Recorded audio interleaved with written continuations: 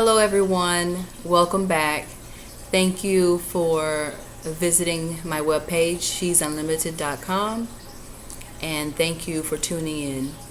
There will be a series of YouTube videos that will follow this one, and there will be a series of speeches and talks that concern many different subjects. So just stay tuned. I appreciate you following. I appreciate you tuning in.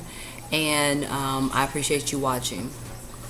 First, I want to start off by saying that life is what you make it. It truly is what you make it. I am 33 years old. I am a mother of 3, but I don't allow what I am and what I do on a regular basis to define me. I hear so many people saying, "What do you do? What do you do?" And I can easily say that I work in property management or I am a professional speaker, but that's not what defines me. My idea of success is defined by all of the goals that I achieve in life. If my goal is to meet 10 new people for the week, then that defines my success, not what I have in my garage or how many children I have or who I've been married to or who I want to marry or I'm going to marry or who I'm dating. That just tells you about me. It doesn't tell you who I am and what I'm capable of doing.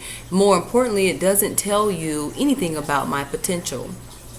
Success, once again, is what you make it. Webster has a definition of success. I have a definition of success, and so does the next person. We're going to hone in on your definition of success. Maybe about 17 years ago, to be exact, I got pregnant with my first son. I was 15 years old. I was young. I didn't know what was going to happen.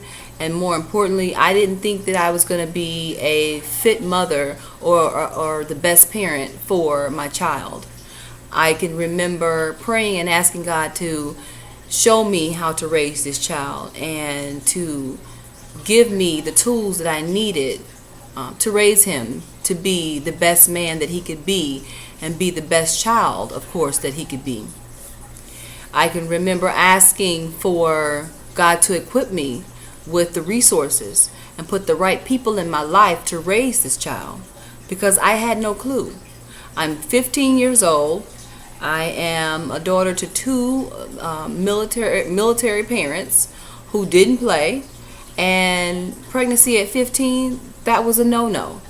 So of course I'm scared at the time. Of course I'm scared, and I had no clue as to what direction my life was going to go in.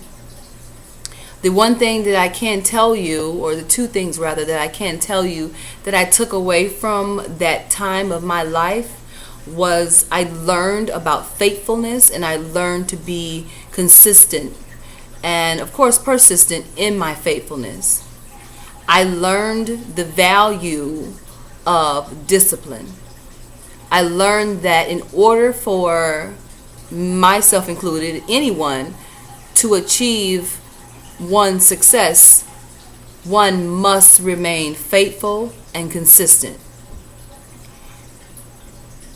With that being said, the next couple of videos I'm going to highlight, I'm going to discuss what it means to be faithful, what it means to be consistent, and more importantly, I am going to talk about success and what it is to be successful.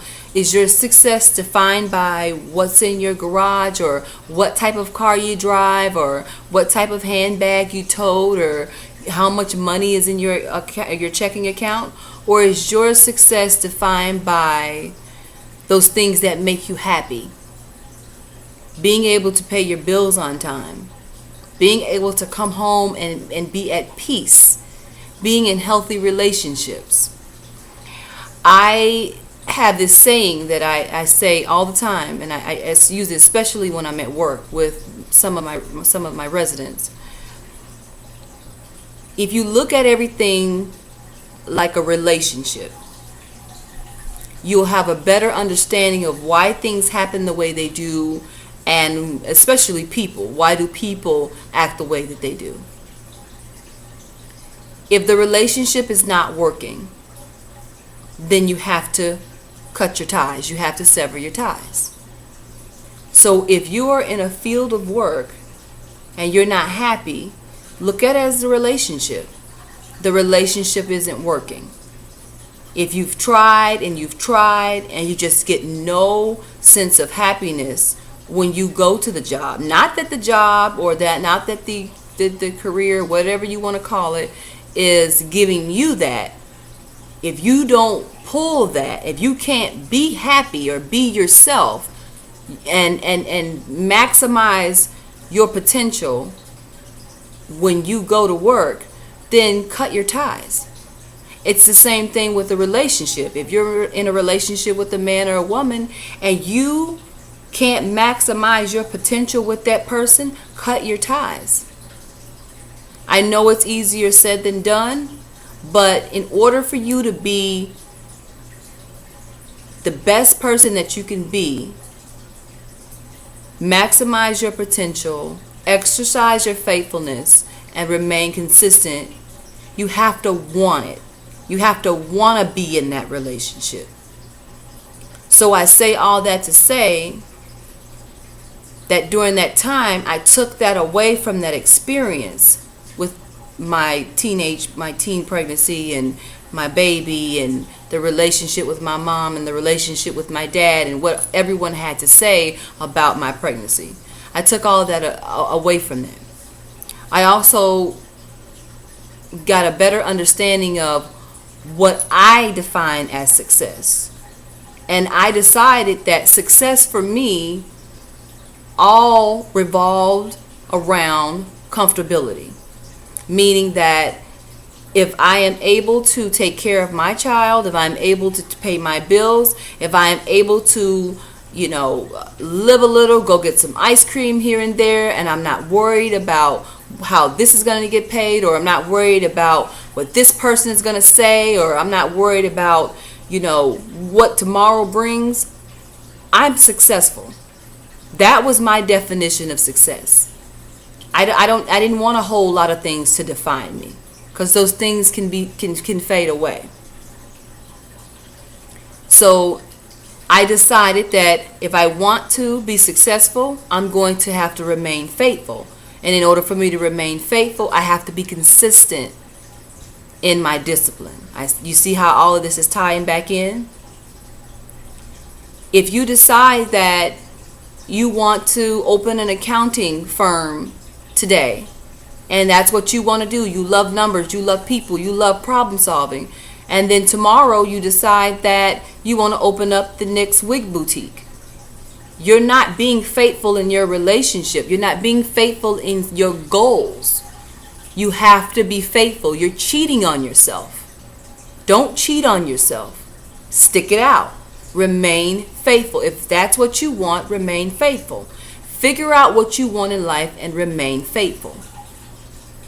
I can remember a couple years ago when I read some books about success and how to become successful and how to become a millionaire and how to do, what millionaires do. And I felt like I had it to a T. I wrote it down. I memorized it. I attached little inserts, in my purse, down in my wallet. I took it to my job. I put it all over my desk. It was everywhere. Because I really did feel like, okay, if I thought about this all day, that this would become my reality. And in all honesty, that wasn't my reality. That may have, now I am not knocking the plan by no means, and I'm not saying that it doesn't work. It may work for some people, but that didn't work for me. I needed something that was a little bit more tangible. I needed to see another person going through the struggle that I experienced. I wanted to see their struggle, and I wanted to see how they came out. I didn't want 5 steps. I didn't want 10 steps. I didn't want that. I wanted to hear about a story of an ordinary person trying to do extraordinary things. That's what I was able to relate to. So that, of course, is my story, and that's what I'm giving to you today.